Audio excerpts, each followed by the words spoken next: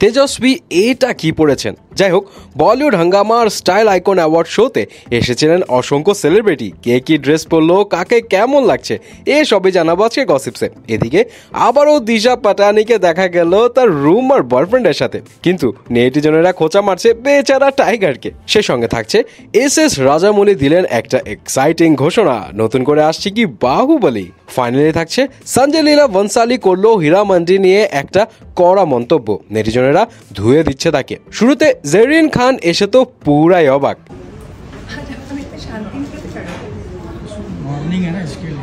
এই হলো আসল কাহিনী। সকাল সকাল অ্যাওয়ার্ড শো হওয়াতে প্যাপারাজিদের ব্যাটার একটু ডাউন, একদম শান্ত চুপচাপ।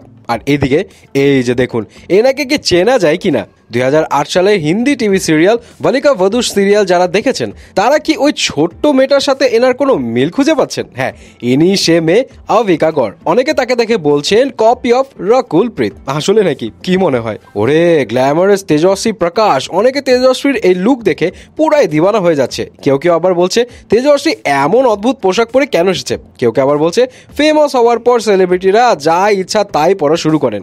আরে পুরাই টকটকে রেড গাউনের টসটসে লাগছে গওহার খানকে। ছবি তুলতে গিয়ে অন্যদের রাস্তায় আটকে দিয়েছেন। যাই হোক, গওহার খানের এই গাউনটা কিন্তু আশনি প্লাস কোয়ের, যার প্রাইস পুরো 40,000 টাকা। এরপরে আছে আমায়রা দাস্তুর। গ্লিটারি সিলভার এক টপের সাথে পরেছেন একটা ক্রিম কালারের ব্লেজার। আমায়রা সিজলিং এই লুকের খুব প্রশংসা করছে সবাই। তবে অনেকে বলছে আমায়রাকে দেখতে নাকি অনেকটা জ্যাকলিন ফার্নান্ডেসের মতো লাগছে। যাই হোক, আমায়রার এই টপের দাম কিন্তু পুরো 55,000 রুপি।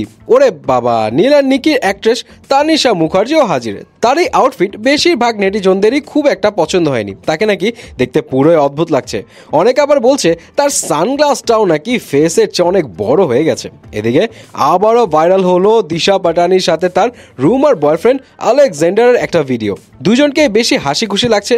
আর দিশা পরে আছে টাইগার প্রিন্টের একটা টপ, যা দেখে অনেকেই বলছে ব্রেকআপ হলেও টাইগারকে কিছুতেই ভুলতে পারেনি দিশা। কেউ কেউ আবার বলছে যে এই ভিডিও দেখে বেচারা টাইগার নিশ্চিত কোনায় বসে কাঁদছে। হায় রে নেটিজন, ভালো আর হবে না। এদিকে এস রাজামৌলি তার টুইটার অ্যাকাউন্টে একটা টাইটেল অ্যানাউন্সমেন্ট টিজার দিয়ে জানালেন বাহুবলী নিয়ে একটা নতুন খবর। ক্রাউন অফ ব্লাড নামে আসতে যাচ্ছে বাহুবলীর টিভি সিরিজ। তবে এই টিভি সিরিজ পুরোটাই হবে অ্যানিমেটেড। এই খবরে ফ্যান্সদের মধ্যে চলছে মিশ্র প্রতিক্রিয়া। যাই হোক, দেখা যাক কি হয়। ফাইনালে আসি সঞ্জয় লীলা বনসালির কাছে।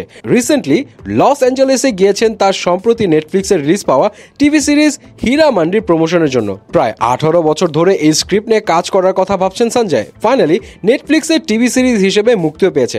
লস অ্যাঞ্জেলেসের এক ইন্টারভিউতে তিনি স্বীকার করেন যে শুরুতে তিনি এই গল্প নিয়ে একটা ফিল্ম বানাতে চেয়েছিলেন। আর এই সময় লিড রোলে তার প্রথম পছন্দ ছিল পাকিস্তানি অ্যাক্টর ফাওয়াদ খান আর পাকিস্তানি অ্যাক্ট্রেস মাহিরা খান, কিন্তু এই দুজনকে নিয়ে কাজ করার সাহস পাননি তিনি। কেন সাহস পাননি সেটা কিন্তু এখন হারে হারে বোঝা যাচ্ছে। এই খবর শুনে নেটিজনেরা ধুয়ে দিচ্ছে হীরা মান্ডির ডিরেক্টরকে। সঞ্জয় লীলা বনসালিকে বলছে দেশ বিরোধী, ইন্ডিয়া ছেড়ে পাকিস্তানি অ্যাক্টর অ্যাক্ট্রেস কেন নিতে হবে।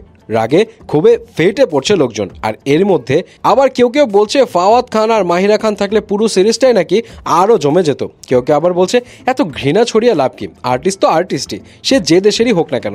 যাই হোক, এই তো ছিল বলিউডের লেটেস্ট কিছু গসিপসের আপডেট, এবং এগুলো জেনে আপনি কি ভাবছেন জানাবেন কিন্তু।